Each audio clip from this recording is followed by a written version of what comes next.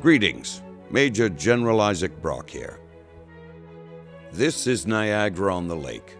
The Niagara River meets Lake Ontario here on its way to the Atlantic Ocean, and we're just a mere 20 kilometers downstream from the mighty Niagara Falls.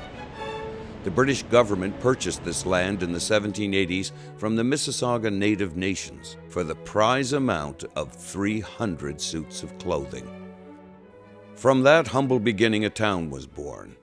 First a military reserve, then a bustling first capital of the new colony of Upper Canada, and then it became the heart of a battlefield that defined a country. It is a town that is filled with history, traditions, and beauty.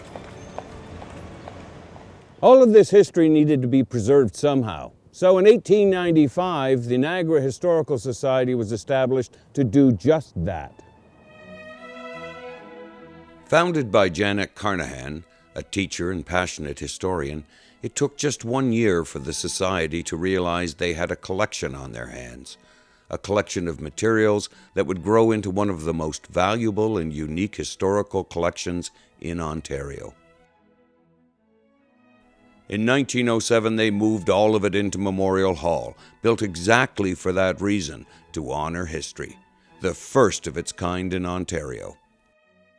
Today, the museum's permanent exhibition explores 9,000 years of Niagara's history, from its native ancestral roots and its years as Canada's first capital to its growth as a military town and the tourist hub it has become.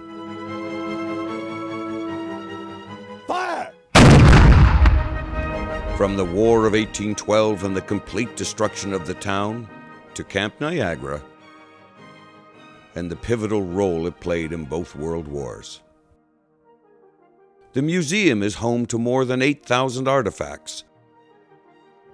Early Canadian furniture, hand tools, textiles, everything military, prams, bikes, bottling machines, and even blenders.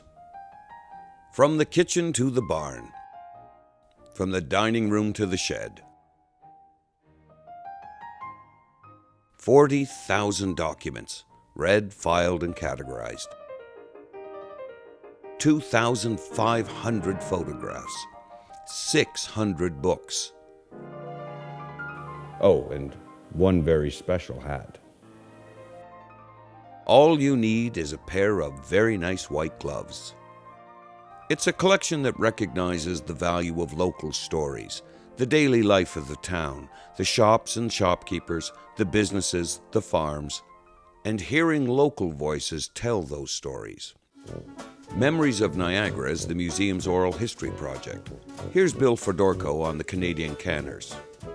See, those women were on a line, and they were splitting peaches, peeling peaches, or pears, as the case may be.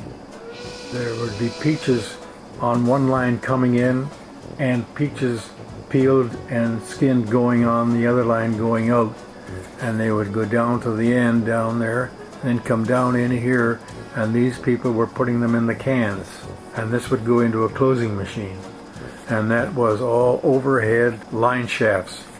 You'd never get away with that anymore. There was the fabulous Queen's Royal Hotel.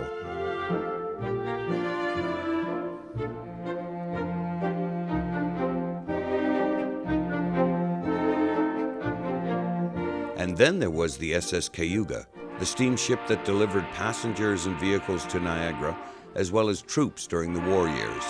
Here's Mike Deach. In the summertime, the SS Cayuga would come here from Toronto. It was a boat that would arrive, I remember, at 11 o'clock in the morning. Myself and several other young guys were down there diving for money. We would call up to the tourists on the boat, "Throw your money down, folks," and they would toss coins over the side and we would dive for them. We would dive down, pick up the coin, show it to them that we had received it, and then put it in our mouth for $3.50 in each cheek. They were fun times. Much of the museum's collection is now digitized, and with committed volunteers, research capabilities are growing continuously. The Society has assisted in publishing more than 50 books. That kind of commitment to research and accessibility plays a major role in understanding the evolution of Canada. And it all happens here, in this heritage two-story building unaltered since 1906. And in 1949, the museum expanded to include the building that housed the town's first high school. The architecture may be old, but the programming certainly isn't. Like our children's programming, our heritage fairs, old-time radio shows, our sold-out lecture series, our popular and oh-so-scary cemetery tales, and our not-so-scary but just as popular historical walking tours.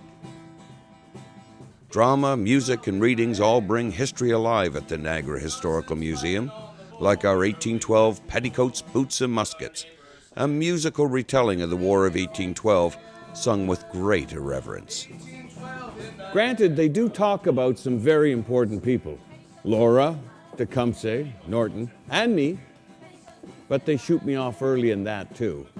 And then they sing about it. To war! War! With our neighbors next door.